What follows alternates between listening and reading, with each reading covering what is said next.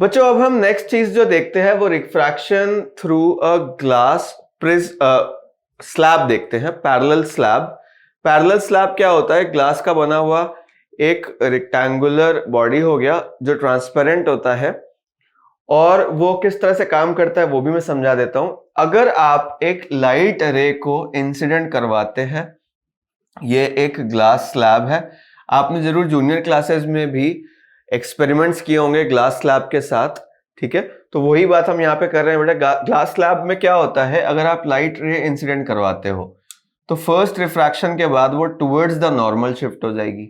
अब towards the normal shift होने के बाद हम ऑब्जर्व करते हैं कि ये सेकंड पैरेलल सरफेस पे जाके टकराती है, और इस बार वो ग्लास से एयर में ट्रेवल कर रही है, वो अवे फ्रॉम द नॉर्मल हो जाएगी।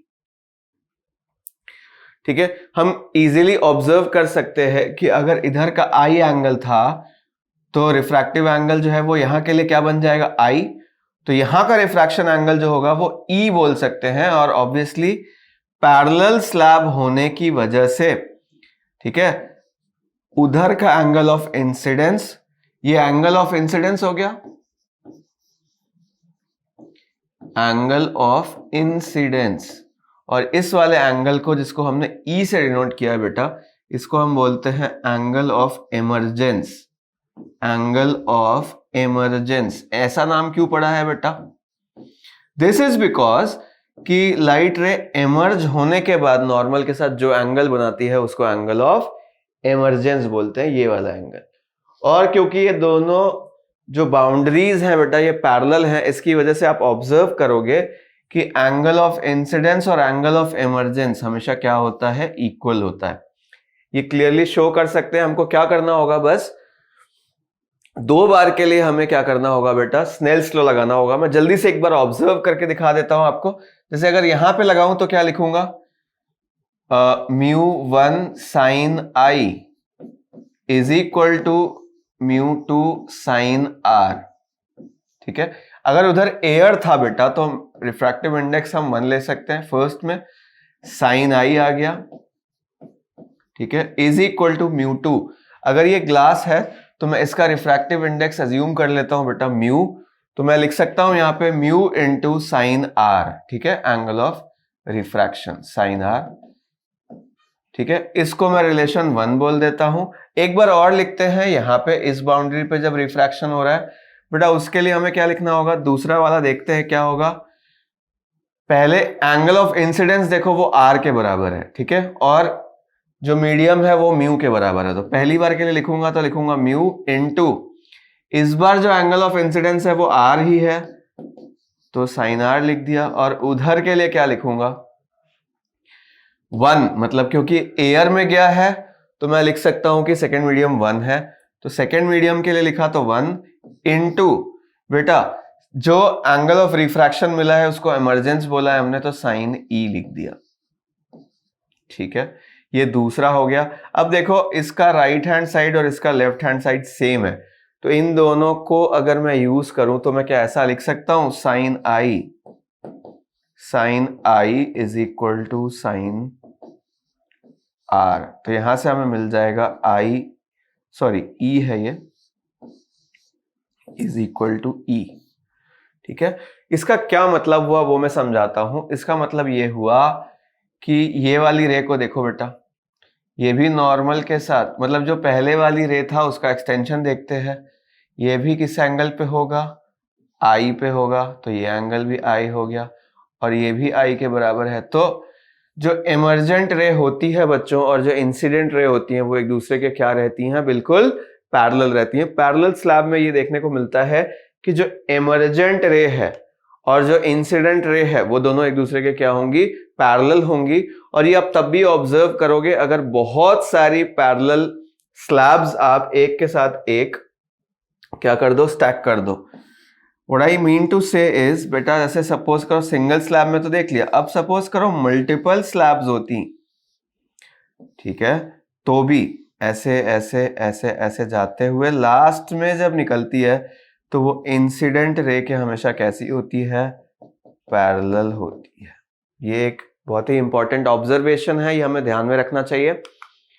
ठीक है, तो मैं इसको स्टेटमेंट के फॉर्म में बोल देता हूं, the emergent ray is parallel to the incident ray and is displaced through a distance. ये वाली बात भी मुझे आपको ऑब्जर्व करानी है कि इंसिडेंट रे यहां से जाती अगर ये स्लैब नहीं आया होता, but because it is incident on a slab, तो बेटा जो इमर्जेंट रे इधर से निकलती है वो अपनी जगह से, मतलब इंसिडेंट रे की जगह से थोड़ी सी शिफ्ट हो जाती है, ठीक है, लैटरली शिफ्ट हो जाती है।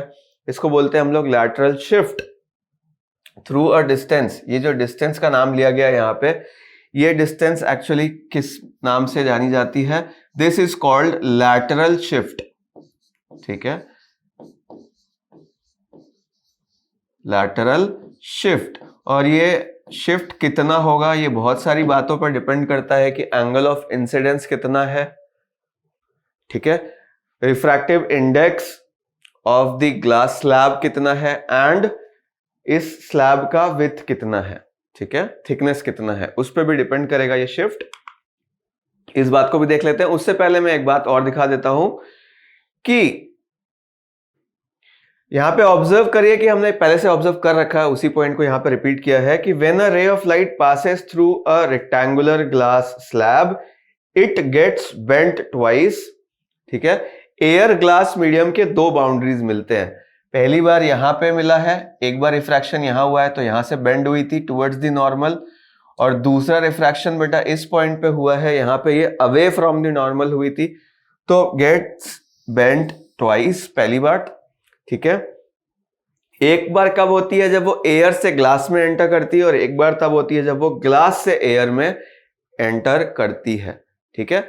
तो तीन बातें हमने यहां पे देखी कि भाई दो रिफ्रैक्शंस होंगे, पहला यहां दूसरा यहां। दूसरी बात क्या है कि इंसिडेंट रे और इमर्जेंट रे बिल्कुल पैरेलल होंगी बच्चों, और तीसरी बात क्या है कि ये लैटरली शिफ्ट हो जाती है, ठीक है। अब हम क्या करते हैं बच्चों, लैटरल शिफ्ट कैलकुलेट करने की कोशिश करते हैं, lateral shift in parallel slab, okay. तो अगर मैं ये डायग्राम फिर से देखूं क्लियरली और इसको डिराइव करने की कोशिश करें कि एक इंसिडेंट रे जब शिफ्ट होकर के इमर्जेंट रे बन जाती है, तो इंसिडेंट रे और इमर्जेंट रे में परपेंडिकुलर डिस्टेंस कितनी होती है? इस डायग्राम के हिसाब से जो वो परपेंडिकुलर डिस्टेंस है बच्चों, उसकी वैल्यू क्या लिखी हुई है? डी लिखी है। एंगल ऑफ इंसिडेंस हमने मान लिया है कि वो कितना है, हमने मान लिया है कि वो एंगल ऑफ इंसिडेंस आई है, ठीक है। और लेट अस से कि ये जो थिकनेस ऑफ स्लैब है वो कितना है बच्चों? टी है, ठीक है। थिकनेस ऑफ स्लैब हम मान लेते हैं कि वो कितना है? टी है। अब मुझे क्या करना है बच्चों? इस डी डिस्टेंस को कैलकुलेट करना है, ठीक है। अच्छा यहां पे देखो ओ बी जो साइड है, ये ओडीबी ट्रायंगल और ओसीबी ट्रायंगल का कॉमन साइड है, ठीक है। मुझे सबसे पहले कहां से शुरुआत करनी चाहिए? ओ डी बी ट्रायंगल से शुरुआत करनी चाहिए। मैं एक दूसरे कलर से इसको एक्सप्लेन करने की कोशिश करता हूं बच्चों। चलो पहले इस ट्रायंगल को ऑब्जर्व करते हैं, ओ डी बी ट्रायंगल को, ठीक है। इन ओ डी बी ट्रायंगल हमें कुछ कुछ क्वांटिटीज मिलेगी। तो सबसे पहले जो क्वांटिटी मुझे मिलती है वो कहां से मिल जाएगी? एक रिलेशन स्नेल्स लॉ से। तो सबसे पहले बच्चों मैं स्नेल्स लॉ को अप्लाई करता हूं और आपके साथ ही ट्राई करता हूं। देखिए सबसे पहले हम क्या लिखते हैं भाई? μ1 sine i is equal to μ2 sine r, ठीक है। तो बेटा देखो पहला मीडियम तो एयर है, उसके लिए 1 लिख दिया मैंने, और साइन आई छोड़ दिया। रिफ्रैक्टिव इंडेक्स ऑफ स्लैब हम ले लेते हैं म्यू, पहले से दिया हुआ है वहां पर, तो म्यू इंटू साइन आर। ये रिलेशन आ गई, बहुत सिंपल से रिलेशन थी। अब हम उस ट्रायंगल में जाते हैं जिसमें हमें ओ बी को कैलकुलेट करना है, जिससे हम डी तक पहुंच सके, ठीक है। इस ट्रायंगल में अगर बच्चों मैं देखूं तो क्या मुझे साइन आर की वैल्यू मिल सकती है? इन ट्रायंगल, ध्यान से देखिएगा, in triangle O D B, बच्चों एक ही एंगल है यहां पर, वो क्या है? साइन आर, अंदर आर है तो मैं यहां पे लिखता हूं sine r will be equal to how much, perpendicular upon hypotenuse. तो ये परपेंडिकुलर तो काम का नहीं है, तो साइन आर लेने का कोई खास मतलब नहीं बनेगा। ये आपके साथ रिटर्न ट्रायल देखा मैंने। अब मैं क्या करता हूं, इसी हिसाब से कॉस आर लेके देखते हैं। देखो ये डीबी डिस्टेंस का कोई खास इंपॉर्टेंस नहीं है, तो साइन आर लेने का भी कोई खास इंपॉर्टेंस नहीं है। तो मुझे क्या लेना चाहिए बच्चों, कॉस आर। ठीक है, इसको भूल जाते हैं और कॉस आर के पास जाते हैं। कॉस आर की वैल्यू बच्चों कितनी मिल जाएगी, यहां पे ध्यान से देखो, बेस अपॉन हाइपोटेनस। बेस कितना है हमारा, थिकनेस के बराबर है, तो टी लिख दिया, और वो कितना लिखा हमने, ओबी। ठीक है, तो यहां से ओबी डिस्टेंस जो बच्चों हो जाएगी वो कितनी हो जाएगी, टी अपॉन कॉस आर। ये पहली क्वांटिटी जो हमारे काम की है। ठीक है, दूसरी बात देखते हैं, उस ट्रायंगल में चले जाते हैं बच्चों। ठीक है, और यहां पे हमें कैलकुलेट एक्चुअली करना है सीबी। ठीक है, और हमारे पास है ओबी, तो वो कौन सा रेशियो होगा जिसमें सीबी और ओबी आता हो। देखो ये साइन दिखता हुआ दिख रहा होगा, परपेंडिकुलर है और हाइपोटेनस है, तो एक काम करते हैं, यहां पे sine i minus r use करते हैं, किसमें, इन ट्रायंगल, कौन सा है बेटा, ओ सी बी। जल्दी से देखिए, ओ सी बी ट्रायंगल में अगर मैं गया तो हमें मिलेगा sine i minus r, sine i minus r. ठीक है, ये साइन आई माइनस आर कैसे दिख रहा है भाई, ये वाला एंगल है, पूरा एंगल आई था यहां से यहां तक, उसमें से आर को मैंने क्या कर लिया, सब्सट्रैक्ट कर लिया। साइन आई माइनस आर अगर मैं लिखने जाऊं तो वो डी अपॉन हाइपोटेनस जो कि ओबी के बराबर है। ठीक है बच्चों, ओबी को अगर मैं देखूं ध्यान से, तो ओबी की वैल्यू ऊपर से पुट की जा सकती है, तो मैंने लिखा डी, नीचे क्या लिखा, टी। ठीक है, अच्छा, और साथ में क्या आ गया, बाई कॉस आर, तो वो किधर चला जाएगा, ऊपर चला जाएगा, कॉस आर। हमें निकालना क्या है बेटा, यहां पे डी निकालना है। डी डिस्टेंस कैसे निकल सकती है, डी को आइसोलेट करते हैं, बाकी चीजों को दूसरी साइड भेज देते हैं। From here I can write, देखो ये टी उधर चला जाएगा और कॉस आर नीचे चला जाएगा बच्चों, तो डी इज इक्वल टू आता है, ध्यान से देखिए, टी और sine i minus r numerator में, t sine i minus r, ठीक है, डिवाइडेड बाई कॉस आर।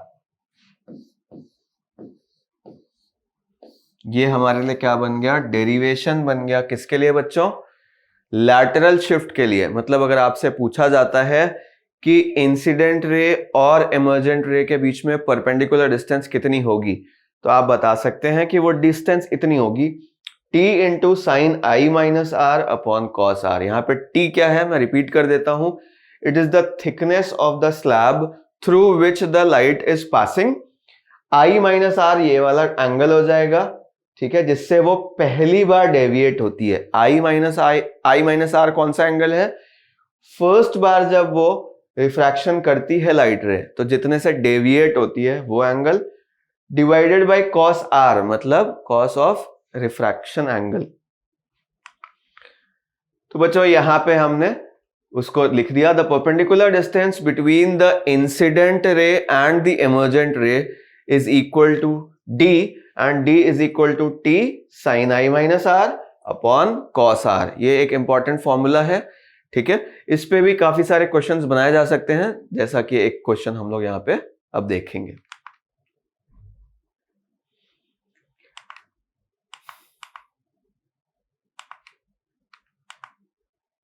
चलो एक क्वेश्चन करते हैं हम लोग, लैटरल शिफ्ट ऑफ लाइट रे, find the lateral shift of light रे while it passes through a parallel glass slab, ठीक है, of thickness 10 सेंटीमीटर।